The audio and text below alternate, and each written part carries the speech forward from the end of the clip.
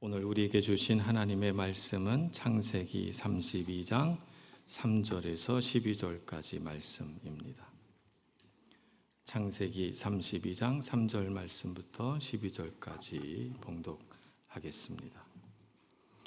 야곱이 세일 땅 에돔들에 있는 형 에서에게로 자기보다 앞서 사자들을 보내며 그들에게 명령하여 이르되 너희는 내 주 에서에게 이같이 말하라.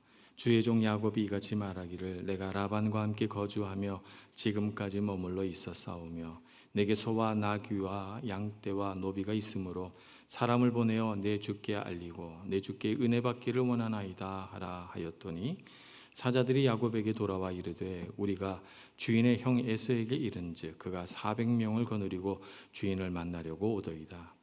야곱이 심히 두렵고 답답하여 자기와 함께한 동행자와 양과 소와 낙타를 두 떼로 나누고 이르되 에서가 와서 한 떼를 치면 남은 한 떼는 피하리라 하고 야곱이 또 이르되 내 조부 아브라함의 하나님 내 아버지 이삭의 하나님 여호와여 주께서 전에 내게 명하시기를 내 고향 내 족속에게로 돌아가라 내가 내게 은혜를 베풀리라 하셨나이다.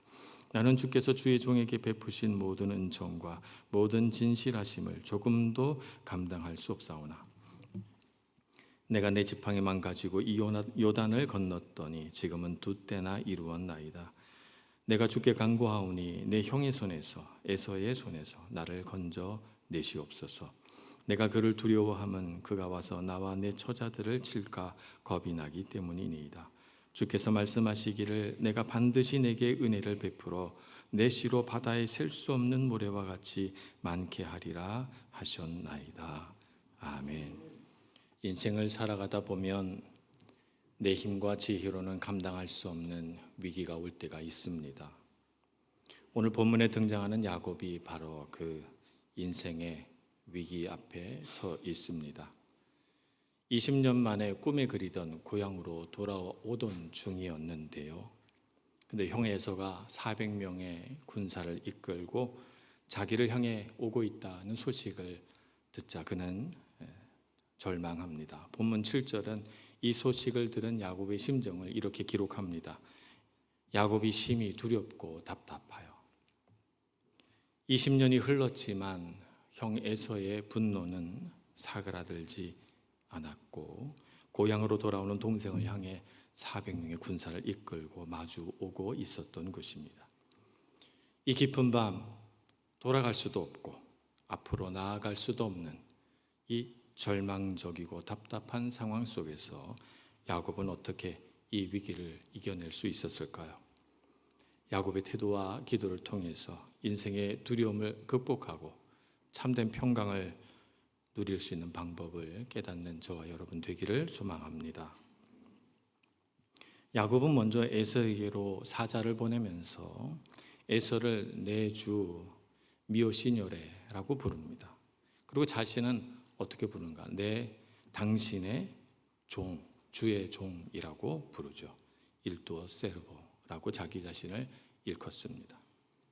고대 사회에서 상대방을 향해 주라고 말하는 것은 극히 제한된 상황에서만 이렇게 표현합니다.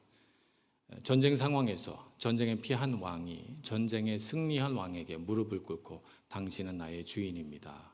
미오시뇨레 이렇게 말하죠. 또 일상에서는 노예가 주인에게 부를 때 내 주라고 부릅니다. 그리고 나는 당신의 종입니다. 일두어 세르보라고 자기 자신을 일컫죠.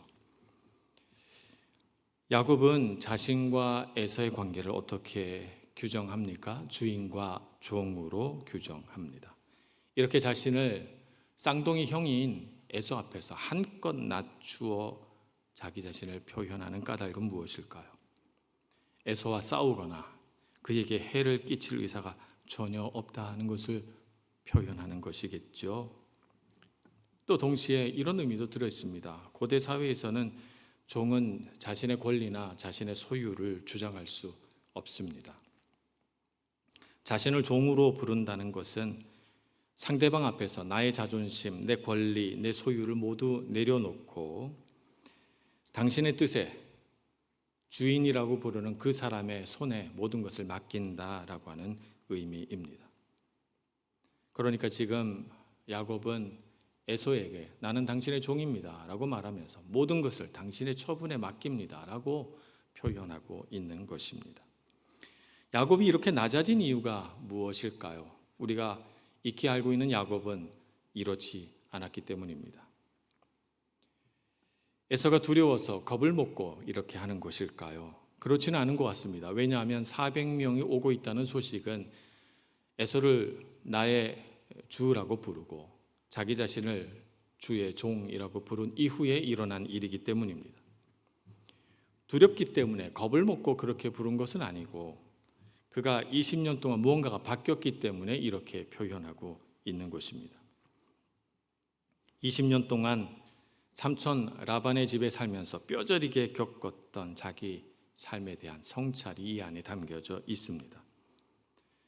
외삼촌 라반의 집에서 20년을 지내면서 자신이 형 에서와 아버지 이삭에게 했던 행동이 상대방에게 얼마나 큰 아픔과 고통을 주었는지를 서서히 깨닫기 시작합니다.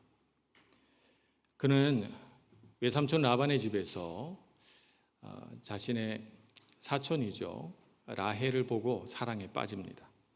사랑하는 라헬을 얻기 위해서 7년 동안 아무 품삯도 받지 않고 머슴처럼 일했지만 삼촌 라반은 어두운 밤을 이용해서 신방에 라헬이 아니라 언니 레아를 밀어 넣습니다. 아침에 눈을 뜨고 신부가 바뀌었다는 사실을 깨닫게 되자 야곱은 경악합니다. 어떻게 이런 일이 있을 수가 있을까? 그런데 이렇게 놀라고 또 당황한 야곱에게 라반은 이렇게 말합니다. 우리 지방에서는 언니보다 아우를 먼저 주는 법이 없다라고 하며 조금의 미안함 기색도 없이 뻔뻔하게 대꾸합니다. 야곱이 아버지 이삭을 속이기 위해서 그가 이용한 것이 뭐냐 하면 아버지가 늙어서 눈이 어둡다라고 하는 사실을 이용합니다.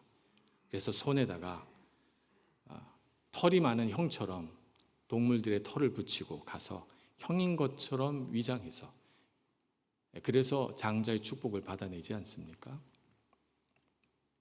이렇게 아버지의 눈이 어두운 것을 이용했을 때와 같이 자신도 어둠이라고 하는 이 한계를 이용한 라반의 속임에 당한 것입니다. 캄캄한 밤 누군지 알아보지 못하고 라헬이겠거니 하고 하룻밤을 지냈는데 깨어나 보니 언니 레아였던 것입니다. 야곱은 이때 속임을 당한 자가 느끼는 배신감, 당황스러움, 분노 등을 온몸으로 느꼈을 것입니다. 그리고 이 사건을 통해서 아버지 이삭이 속았을 때, 그리고 형 에서가 장자의 축복을 빼앗겼을 때, 이런 기분이었겠구나 하는 것을 깨닫는 성찰의 계기가 되었을 것입니다. 또 외삼촌 라반은 10번이나 야곱의 품삯을 번복합니다. 그것을 계속 바꾸며 어떻게 하면 야곱의 노동력을 조금이라도 더 이용할 수 있을까? 그를 그렇게 착취합니다. 창세기 31장 41절에 야곱이 이렇게 못살게 구는 외삼촌 라반을 피해서 도망가다 결국 뒤를 잡혀가지고 그 앞에서 항변하는 장면이 나옵니다. 31장 41절입니다. 외삼촌의 양떼를 위하여 6년을 외삼촌에게 봉사하였거니와 외삼촌께서 내 품삯을 10번이나 바꾸셨으며 라고 말합니다. 원하지 않았지만 언니 레아를 위해서 7년, 그리고 자기가 원했던 아내 라헬을 위하여 7년, 14년을 무료로 일하고 나머지 6년도 품삯을 주기로 그렇게 약속을 하고 일했건만 10번이나 품삯을 변경하며 조금이라도 야곱을 더 이용해 먹으려는 외삼촌 라반에게서 아마 굉장한 분노를 느꼈을 것입니다. 계약을 밥 먹듯이 뒤집고 자신의 노동력을 착취하는 삼촌 밑에서 야곱은 약자의 소름이 무엇인가 하는 것을 뼈저리게 느꼈습니다. 자신의 권리를 빼앗겼을 때의 억울함을 경험하면서 자신의 장자권을 야곱에게 빼앗겨 통곡했던 에서의 눈물을 이제는 그가 이해할 수 있게 된 것입니다. 만약 야곱이 라반의 집에서도 계속 남을 속이면서 그 속임이 계속 성공해서 승승장구하기만 했다면 오늘 본문에서와 같이 자신을 에서 앞에서 주의 종이라고 표현하지는 못했을 것입니다. 자기가 주인이 되어서 자기가 주인 노릇하면서 이 세상을 살아가지 않았겠습니까? 지난 20년 어려움과 고난의 시간 동안 하나님은 야곱의 죄된 자를 깨뜨리시고 야곱으로 하여금 속사람이 건강한 사람, 온전한 사람으로 성장해 가도록 하나님 그 고난을 통해서 그를 치유하시고 회복시키시며 훈련시키셨던 것입니다. 가해자였을 때는 대수롭지 않게 여겼던 타인의 고통과 눈물을 내가 이제 피해자가 되어서 그 자리에 서보고 나서야 깨닫고 그렇구나 알게 되어서 형 에서를 향한 진실한 마음을 가지고 그와 정말로 화해하고자 돌아오고 있었던 것입니다. 그래서 자기 자신을 쌍둥이인데도 불구하고 자기 형을 향하여 내 주라고 부르고 자신을 당신의 종이라고 표현한 것입니다. 하나님께서는 우리의 삶 가운데도 이런 시간을 허락하십니다. 또 라반과 같은 사람을 허락하실 때가 있습니다. 우리 삶에 이런 시간이 있다는 것은 이런 삶이, 이런 부당한 사람이 우리 삶 가운데 있는 까닭은 하나님께서 우리의 삶을 망하게 하려고 하는 것이 아니라 내 안에 있는 교만을 꺾고 과거의 허물을 돌아보며 진정으로 낮아지고 겸손하게 서게 하시려는 하나님의 은혜의 손길임을 잊지 말아야 되겠습니다. 하나님의 손 안에서 아름답게 다듬어지기를, 하나님의 손 안에서 하나님의 형상을 닮은 참 사람으로 빚어지기를 바라며 우리에게 주어진 고난의 때를 슬기롭게 이겨내는 저와 여러분 되기를 소원합니다. 그래서 이 시간을 통해서 우리도 야곱처럼 겸손하게 화해의 사람으로, 용서의 사람으로 다시 태어나며 자라가기를 간절히 소원합니다. 이렇게 속는 자로 살았음에도 불구하고 오늘 본문 속에 등장하는 야곱은 많은 가족을 거느리고 재물도 심히 많으며 가축대를 많이 거느린 부자로 등장합니다. 그는 엄청난 부자가 되어서 고향으로 돌아가고 있습니다. 상식적으로 본다면 라반과 같은 악독 고용주 밑에서는 결코 일어날 수 없는 일입니다. 이렇게 노동력을 착취하고 이렇게 못살게 구는 사람 앞에서 어떻게 부자가 된다는 말입니까? 야곱은 자신에게 주어진 풍요의 원인을 잘 알고 있습니다. 본문 10절에서 그는 이렇게 고백합니다. 나는 주께서 주의 종에게 베푸신 모든 은총과 모든 진실하심을 조금도 감당할 수 없사오나 내가 내 지팡이 망가지고 이 요단을 건넜더니 지금은 두 때나 이루었나이다.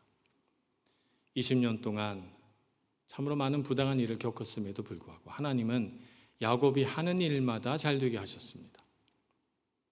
양떼들 중에서 얼룩이 있고 아롱지고 좀 열성인 그런 양들만 품삯으로 줬는데 이상하게 야곱에게 주어진 양들은 새끼를 잘 낳습니다.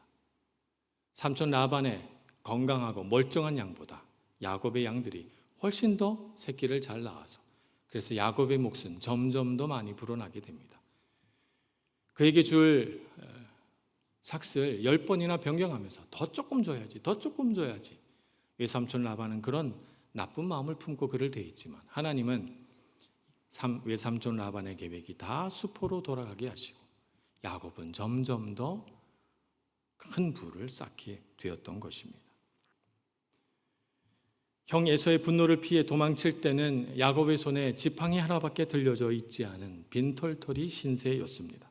그런데 지금 자신의 눈앞에 가득한 이 많은 복이 자신의 노력과 지혜로 얻은 것이 아니라 자격 없는 자에게 주시는 하나님의 과분한 은혜라는 사실을 그는 깊이 깨닫고 있었던 것입니다. 하나님의 은혜를 알고 사는가, 하나님의 은혜를 모르고 사는가, 이 두 가지는 많이 다릅니다.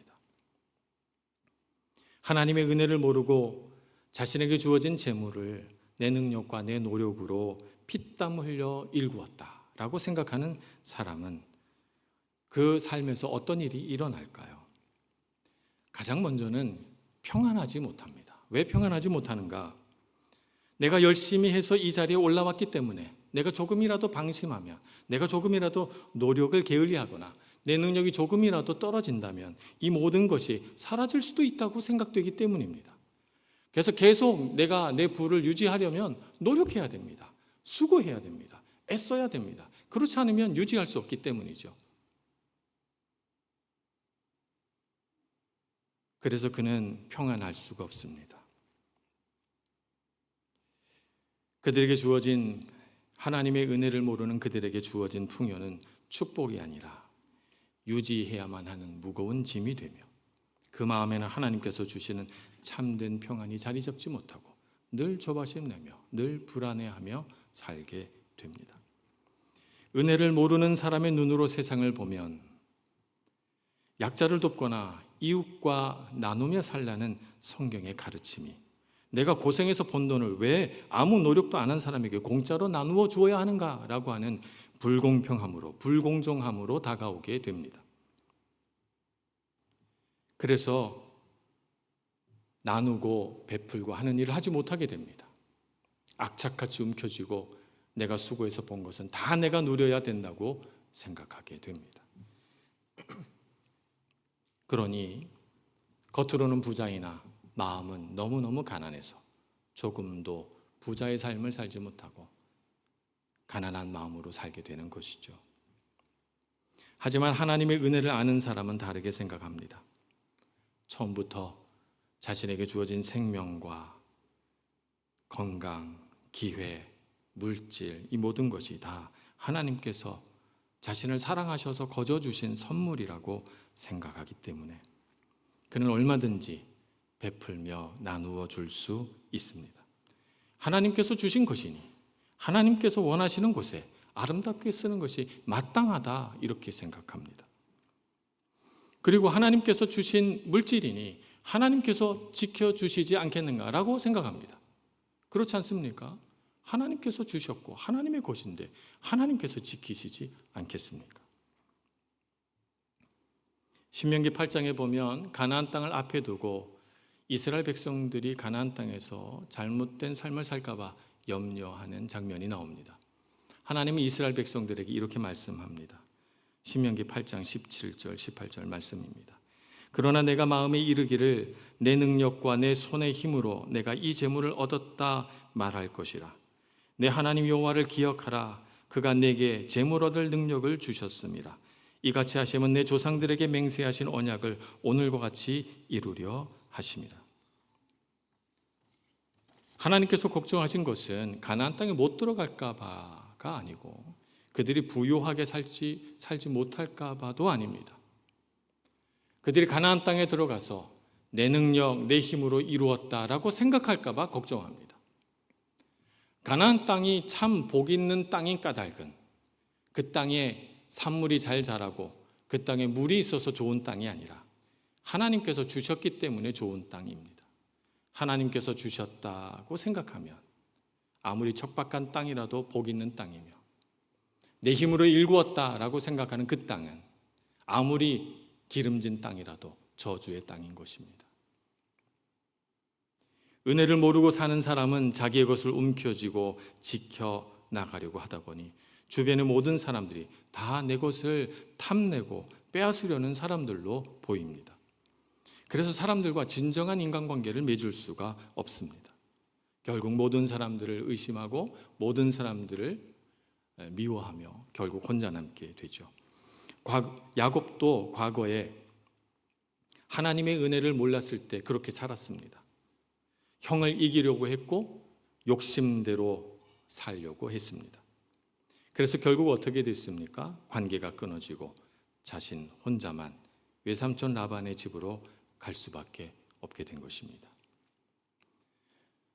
사람을 부를 얻기 위한 경쟁자로 보거나 내가 성공하기 위한 발판쯤으로 여긴다면 진정한 인간관계는 그의 삶에 존재하지 않을 것입니다. 야곱은 20년 전 요단강을 건널 때 은혜를 모르는 사람이었습니다. 내 힘으로 장자권을 쟁취하려고 했고 내 힘으로 복을 얻으려고 했습니다. 그때 야곱의 삶에는 평강이 없었고 부모, 형제와의 관계가 다 끊어져 버렸습니다. 그러나 20년이 지나 지금 다시 돌아오는 야곱은 은혜를 아는 자가 되어 있습니다. 지팡이 하나만 가지고 요단강을 건넜던 나를 하나님께서 이렇게 큰 부자가 되게 하셨구나 라고 하는 마음의 고백이 그 입술에서 터져 나온 것입니다. 그의 마음에는 하나님의 은혜를 감사해야 하는 기쁨과 감사가 가득합니다. 그래서 그는 자신의 손을 펴서 형 에서에게 아낌없이 예물을 흘려보냅니다. 내 힘으로 얻은 것이 아니라 하나님의 은혜로 주어진 것이기 때문에 얼마든지 더 줄 수 있다고 생각합니다. 자신의 손으로 움켜쥘 필요가 없습니다. 하나님의 은혜를 아는 자는 흘려보낸 만큼 하나님께서 다시 채워줄 줄 알기 때문에 나누는 것이 그에게 어렵지가 않습니다. 나누고 흘려보낸 만큼 하나님께서 채워주신다는 것을 그의 삶으로 경험해 왔기 때문입니다. 내 삶의 주인은 내가 아니며 나를 돌보시는 이는 오직 하나님뿐이시라는 사실을 깊이 그의 삶의 경험 속에서 체험했기 때문에 그는 손을 펴서 나누며 하나님의 은혜를 감사하며 그 자리에 서 있는 것입니다. 위기의 순간에 야곱은 기도했습니다. 지금 그는 두렵습니다. 자신의 두려움을 숨기거나 합리화하거나 포장하지 않습니다. 그는 진실하게 기도합니다. 11절에 그는 이렇게 기도합니다. 내가 주께 간구하오니 내 형의 손에서 에서의 손에서 나를 건져내시옵소서. 내가 그를 두려워함은 그가 와서 나와 내 처자들을 칠까 겁이 나기 때문이니이다. 자신이 생각해둔 가축과 사람을 두 때로 나누어서 한쪽을 치면 한쪽이 도망가라 한 그런 인간적인 대책도 세워놓았지만 그 인간적인 대책을 의지하는 대신 그는 하나님 앞에 무릎을 꿇습니다. 하나님께서 자신에게 주셨던 약속의 말씀을 붙잡고 기도하기 시작합니다. 9절에서 야곱은 이렇게 기도합니다. 주께서 전에 내게 명하시기를 내 고향 내 족속에게로 돌아가라. 내가 내게 은혜를 베풀리라 하셨나이다 라고 기도하면서 주님의 말씀대로 제가 고향으로 돌아가고 있습니다. 그러니 하나님이여 은혜를 베풀어 주옵소서. 주님의 말씀을 붙들고 기도합니다. 12절에서는 이렇게 기도합니다. 주께서 말씀하시기를 내가 반드시 내게 은혜를 베풀어 내 씨로 바다에 셀 수 없는 모래와 같이 많게 하리라 하셨나이다 라고 주님의 약속을 다시 언급합니다. 그러면서 이 위기 속에서도 주님께서 건져내실 줄을 믿고 주님의 약속의 말씀을 바라보며 기도하고 있는 것입니다. 야곱은 지난 20년 동안 고난의 세월을 살면서 소중한 영적인 원리를 배웠습니다. 인간이 아무리 꾀를 내어도, 인간이 아무리 지혜로운 대책을 세워도 하나님께서 인도하시고 지켜주시지 않으면 사람이 하는 일은 아무 소용이 없다는 것을 배웠습니다. 또 한 가지는 하나님께서 한번 하시겠다 하신 말씀은 어떤 어려움 속에서도 반드시 이루어진다는 것, 그것도 깨달았습니다. 상황은 바뀐 것이 없지만 자신의 인간적인 생각과 계획을 내려놓고 하나님의 약속의 말씀을 붙들며 부르짖습니다. 기도하는 그 시간, 그를 둘러싼 어둠은 점점 짙어가나 그의 영혼을 누르고 있던 두려움은 잠재워지고 하늘의 평강이 소망의 새 해가 솟아나기 시작합니다. 어느새 2026년도 반년이 지나갔습니다. 벌써 6월 셋째 주니까요. 한 주만 더 나면 딱 1년의 절반입니다. 우리는 지금 어떤 마음으로 살고 있습니까? 우리를 둘러싼 환경과 상황은 여전히 만만치 않습니다. 조금도 나아진 것 같지 않습니다. 위기의 때를 살아가며 우리도 야곱처럼 하나님 앞에서 그리고 사람 앞에서 어떤 마음으로 살아가야 하는지 배울 수 있기를 소망합니다. 잠언 16장 9절에서는 이렇게 말씀합니다. 사람이 마음으로 자기의 길을 계획할지라도 그의 걸음을 인도하시는 이는 여호와시니라. 잠언 3장에는 이렇게도 말씀합니다. 잠언 3장 5절 6절 말씀입니다. 너는 마음을 다해 여호와를 신뢰하고 내 명철을 의지하지 말라. 너는 범사의 그를 인정하라. 그리하면 내 길을 지도하시리라. 이 말씀을 굳게 붙듭니다. 내 지혜와 명철, 물론 우리에게 이성을 주시고 지식을 주시고 지혜를 주셨으니까 발휘해야 되겠지만, 그러나 그것을 의지하기보다 마음을 다하여 하나님을 신뢰하는 우리가 되기를 소망합니다. 주님께서 하신 일들을 바라보며 주님께서 하셨습니다 라고 고백하는 우리가 되기를 소망합니다. 그래서 우리 길을 인도해 가시며 범사에 주님께서 우리 앞에 서셔서 우리에게 복 주시기를 원하며 기도하는 우리가 되기를 소망합니다. 새해 첫날 우리에게 주셨던 약속의 말씀을 꺼내 봅니다. 그리고 그 말씀이 가리키는 방향을 향하여 얼굴을 들기를 소망합니다. 이 길로 가겠습니다. 나를 둘러싼 상황과 환경이 어떠할지라도 주님의 말씀대로 살겠습니다 라고 고백하는 믿음의 결단이 우리 모두에게 있기를 간절히 소원합니다. 기도하겠습니다. 자비하신 하나님, 우리 삶 가운데 찾아오셔서 숱한 위기 속에서도 저희들을 지켜주시고 우리로 하여금 하나님의 은혜를 아는 자로 성장시켜 주셔서 주님의 그 신실하신 인도하심을, 주님의 크신 사랑과 긍휼을 붙들고 사는 자 되게 해주셔서 감사합니다.